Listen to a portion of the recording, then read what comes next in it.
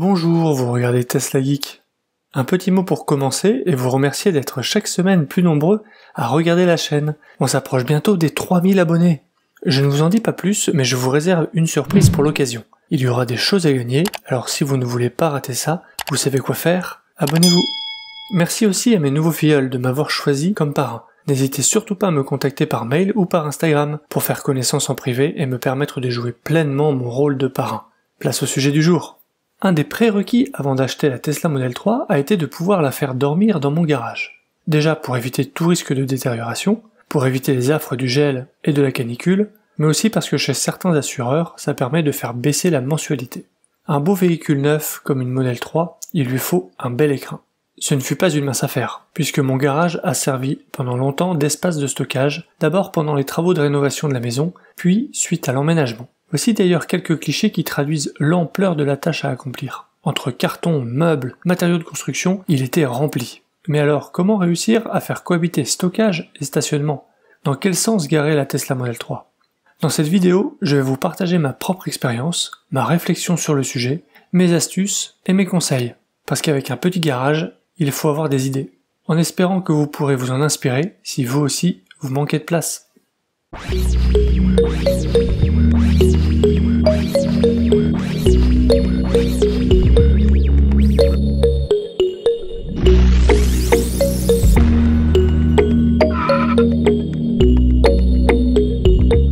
La première chose a été d'abandonner la vieille porte en bois à ouverture manuelle au profit d'une porte séquentielle motorisée, bien plus pratique au quotidien.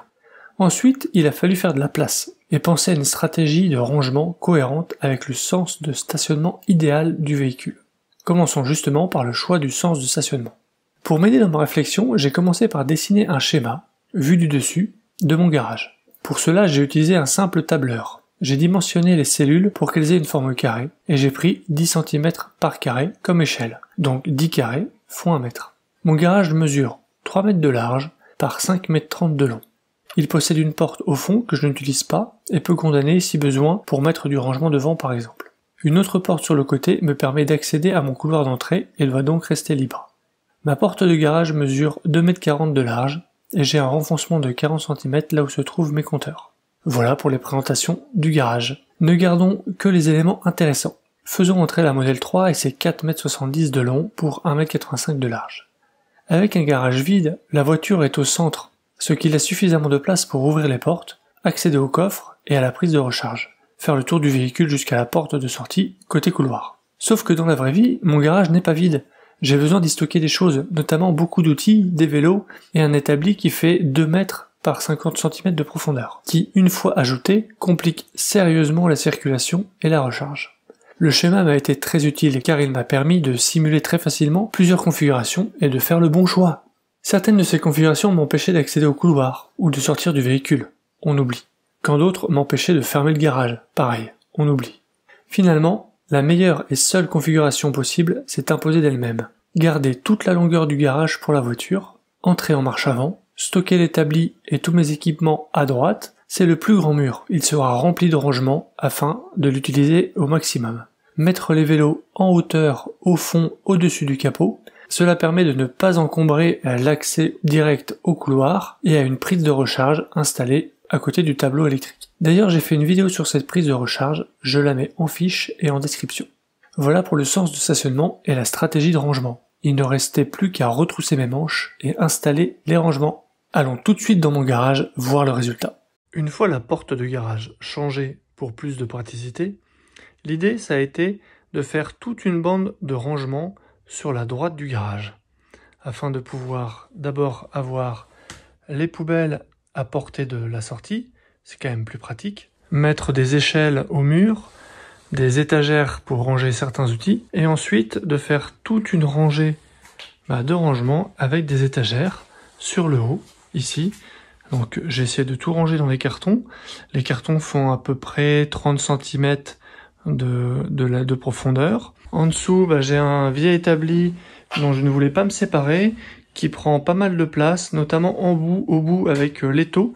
Donc c'est pour ça que je l'ai mis dans ce sens-là. Et donc, qui me sert aussi dans les tiroirs à ranger des choses. L'autre étape, ça a été la question des vélos. Alors pour les vélos, je n'ai pas eu d'autre choix que de les fixer en l'air, afin qu'ils soient au-dessus du capot et que je puisse vraiment profiter de tout l'espace en dessous pour aller jusqu'à la voiture. Il a fallu être un peu ingénieux pour réussir à caser les deux vélos et avoir à chaque fois de l'espace pour faire le tour de la voiture. Donc ici, j'ai mis une étagère en haut et des crochets qui viennent prendre au niveau de la selle, ici, et au niveau du guidon, ici. Et comme c'est un vélo de course, il est assez étroit, et c'est pour ça que j'ai mis celui-là là. Pour le vélo de ville de ma femme, eh bien là, j'ai fixé tout en haut une poutre, qui vient donc se fixer dans le mur, à ce niveau-là. Une découpe pour les tuyaux de gaz et d'électricité. De l'autre côté, pareil, un support de poutre, la poutre peinte en blanche, et après j'ai mis un crochet au niveau de la selle, ici, et un autre crochet pour le guidon. Voilà. Et pour la petite draisienne de mon fils, c'était un peu plus simple. Un simple crochet a suffi. L'idée c'est de pouvoir y arriver en dessous comme ça, avec la voiture, et de réussir aussi à faire le tour de la voiture pour arriver jusqu'à mes outils si jamais je dois bricoler un petit peu sans la sortir. Donc voilà pour l'optimisation du rangement. C'était vraiment une étape hyper importante pour me permettre d'utiliser mon garage. Ça n'a pas été facile au début, j'avais un peu d'appréhension. Je vais me retourner pour vous montrer ce que ça donne de l'autre côté. Voilà ce que ça donne au niveau de la porte de garage. Donc finalement quand je rentre, je dois rentrer entre les poubelles que je voyais à gauche et la porte de garage à droite. Au départ j'étais pas très à l'aise parce que finalement quand on entre en marche avant, finalement on voit pas beaucoup ce qui se passe devant les roues. Donc j'étais un peu anxieux. Donc au départ j'avais mis ces grandes poutres en bois ici un peu en guide en me disant si je vais taper avec la roue, je le sentirai et je rétablirai la trajectoire. Et de l'autre côté, c'était un peu la même idée. En fait, ça c'est le support d'une balançoire que je n'ai pas encore installé dans le jardin, qui me sert de guide aussi d'une certaine manière. Mais je vous rassure, après quelques essais, quelques jours, on prend vite le coup de main et les guides sont totalement inutiles. J'ai la chance d'avoir la porte conducteur qui s'ouvre juste au niveau de ma porte qui donne vers l'entrée. Donc c'est super pratique parce que finalement ça me donne un peu plus de largeur pour pouvoir l'ouvrir et moi me permettre de sortir facilement. Et j'ai mis cette petite mousse ici là, au cas où, si jamais la porte vient taper dedans, au moins ça tape pas dans le bâti en bois, c'est amorti par la mousse. Donc ça c'est le petit conseil. Si vous avez des garages un peu étriqués, n'hésitez pas à acheter des petites choses en mousse. Alors là c'est de la récup, c'était dans un carton de livraison de quelque chose que j'ai acheté. Donc n'hésitez pas à les reprendre, à les réutiliser. Ici j'ai mis une petite plaque décorative pour le côté sympa Tesla. La réalisation de toutes ces étagères, ça a été quand même un peu de travail, mais franchement, il n'y a vraiment pas mieux. Autre idée d'optimisation pour le rangement, la question des ustensiles très longs. J'ai un tapis PVC, une grande échelle. L'idée, ça a été de les mettre en hauteur. Alors pour les mettre en hauteur, je me suis servi du bâti, du support de la porte de garage, sur lequel j'ai monté ces petits trucs en bois pour que ce soit plus haut et que ça passe vraiment par-dessus la porte quand elle s'ouvre et qu'elle se ferme. Côté mur, j'ai mis cette petite étagère ici qui va de bout en bout et qui me permet de mettre les choses d'un côté, d'avoir un point de support d'un côté et un autre point de support de l'autre. Et ça, vraiment, ça me fait gagner énormément de place. Vous l'avez vu, j'ai réussi à optimiser mon rangement en mettant à profit tous les volumes de mon garage et notamment les espaces en hauteur ou de faible profondeur. Il ne reste plus qu'à faire entrer la Model 3 dans le garage. Rendez-vous tout de suite dans la voiture. Comme vous pouvez le constater, il s'agit de rentrer bien droit. J'ai un premier repère sur ma gauche au niveau du rétroviseur. Je sais que je dois le coller assez rapproché pour être certain de ne pas toucher les poubelles ici et ensuite ne pas toucher l'établi. Voilà. Ensuite, il suffit d'avancer tout droit.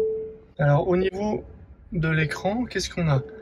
On a un affichage en centimètres qui en fait correspond aux zones rouges ici, donc 38 cm.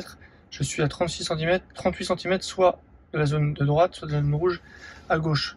Et donc finalement, comme ça bip pas mal, on ne sait pas trop à combien je suis au niveau de l'avant. Ici on voit, on me dit 44 cm, donc je me rapproche, et là, une fois passé les 30, stop. Mais là, je ne suis pas encore vraiment rentré à fond dans le garage. Donc je dois encore avancer. Et donc pour ce faire, je mets la caméra de recul.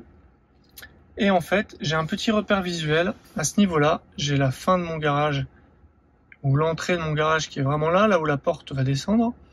Et donc je sais qu'ici, je dois à peu près laisser cette distance-là pour ne pas toucher le mur. Je peux même avancer un petit peu. Voilà, là je sais que je suis bien et que je vais m'arrêter. Voilà finalement mon repère visuel. J'aurais pu au sol tracer une ligne et dès que la ligne est visible, je sais que je dois m'arrêter. Bon là, le repère, je l'ai dans la tête, mais j'aurais pu très bien faire ça. Et finalement, devant, on me dit stop et je n'ai pas touché. Tout va bien. Voilà pour mes conseils. Un premier contrôle à gauche pour se centrer et après un contrôle pour savoir quand s'arrêter. On ne voit pas bien le bout du capot et les capteurs autour du véhicule aide à faire rentrer la voiture, mais à moins de 30 cm, l'écran affiche stop au lieu de la distance, donc on ne sait pas vraiment quand s'arrêter. J'avais pensé mettre un miroir au fond pour voir à la fois le bout du capot et le mur, ou une cale au sol et venir buter dedans avec la roue pour savoir quand m'arrêter. Mais finalement, la caméra de recul suffit et j'ai un repère bien en tête.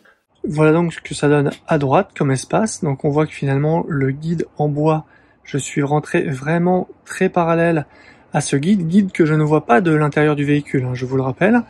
C'était vraiment pour me dire si je tape dedans, je sais que je dois changer. Bon, finalement, il vaut mieux vraiment pas compter sur taper dedans. C'est plutôt gênant qu'autre chose. Mais visuellement, ça pourrait donner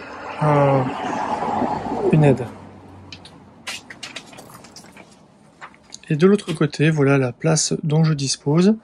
Et comme je vous le disais, donc j'ai la trappe de charge qui est juste ici. J'ai ma prise et mon compteur qui sont juste là. Et donc finalement, là, j'ai vraiment la place de passer. Et je vous le disais, j'ai ce renfoncement ici et la petite protection là-bas qui me permettent d'ouvrir la porte et de disposer finalement d'une plus grande place pour rentrer et sortir du véhicule.